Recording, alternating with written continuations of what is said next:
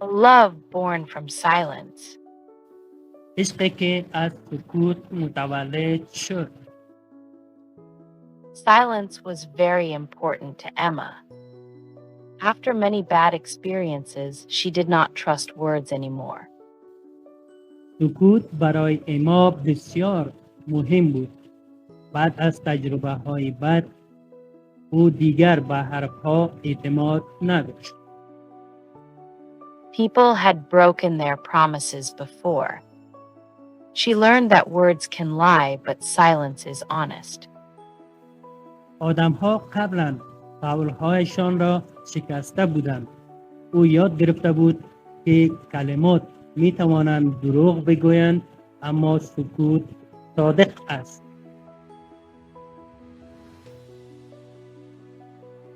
Every afternoon, Emma went to an old library.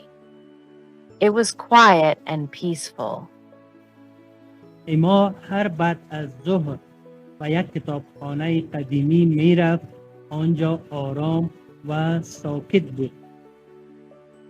She liked to sit in a small corner and read. In that place, she felt safe. او دوست داشت در گوشه کوچک بنشیند و کتاب بخواند. آنجا احساس امنیت میکرد. One day, she noticed a man named Noah. He was very quiet. He came to the library every day at the same time. یک روز او مردی به نام نوح را دید. نوح خیلی کم حرف بود و هر روز در یک ساعت مشخص به کتابخانه می آمد. He always had a notebook and a cup of black coffee. He sat near the window and was always alone. او همیشه یک دفترچه و یک فنجان قهوه تلخ همراهش بود. نزدیک پنجره می نشست و همیشه تنها بود.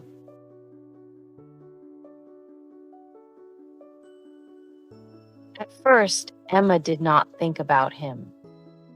But slowly, she started to notice him more. در ابتدا اما با او فکر نمی کرد. اما کم کم بیشتر متوجه او شد.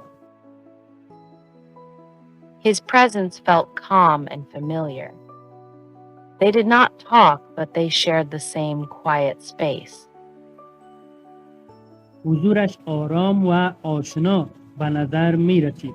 آنها حرف نمی زدند اما یک فضای آرام و مشترک داشتند.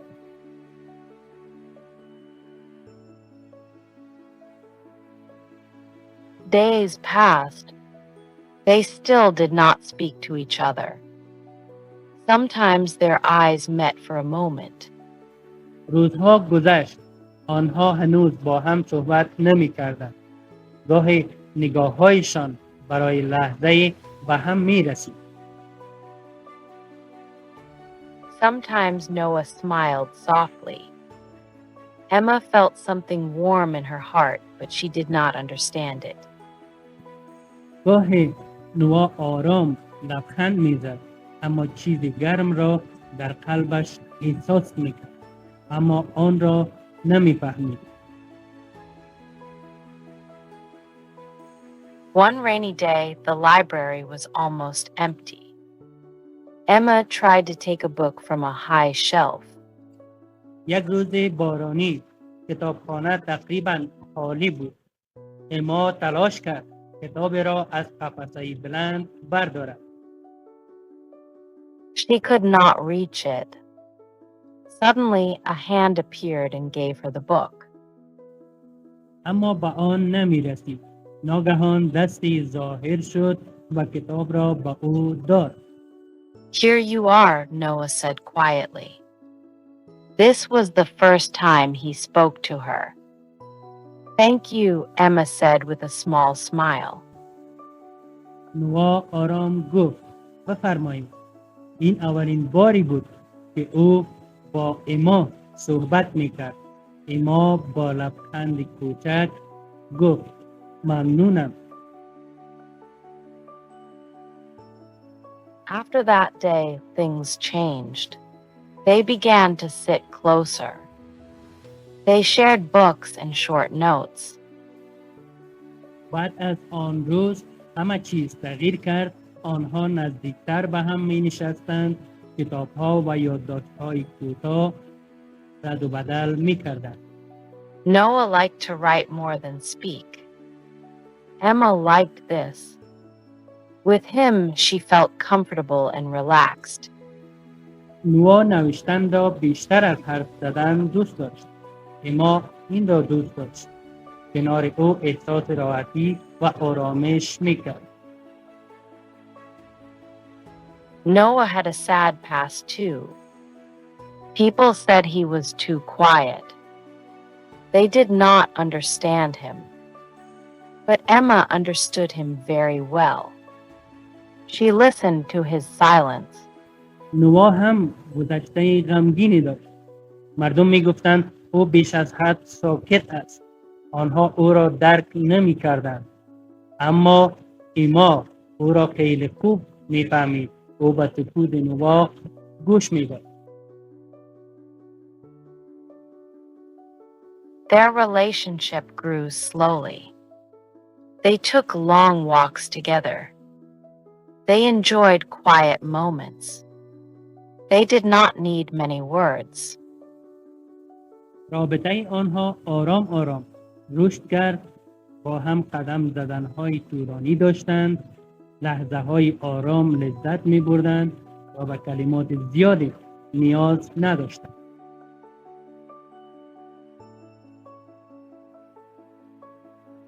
One evening, they sat near a river. Emma spoke honestly. Do you think silence understands us? She asked. یک عصر کنار رودخانه نشستند. اما صادقانه صحبت کرد. پرسید فکر میکنی سکوت ما را میفهمد؟ Noah smiled and said, yes.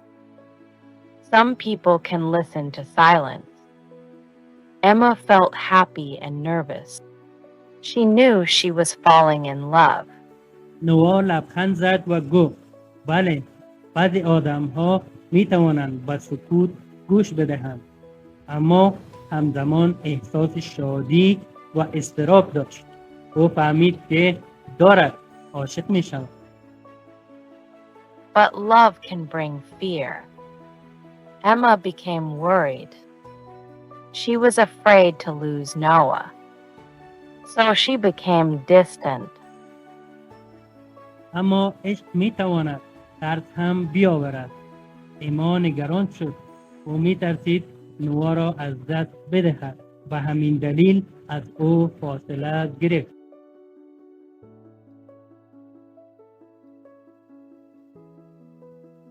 Noah noticed this change. He did not ask questions. He gave Emma a letter. In the letter, he wrote, "My silence means love. I am here for you." نوآ این تغییر را متوجه شد. او سوال نپرسید. نامه‌ای به اما داد. در نامه نوشته بود سکوت من یعنی عشق. من اینجا کنار تو هستم.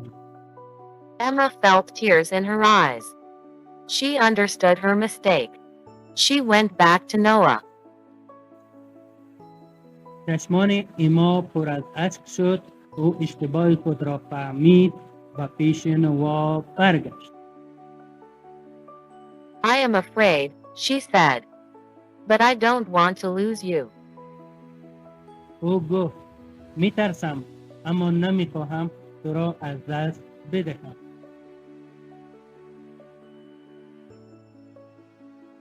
Noah held her hand gently.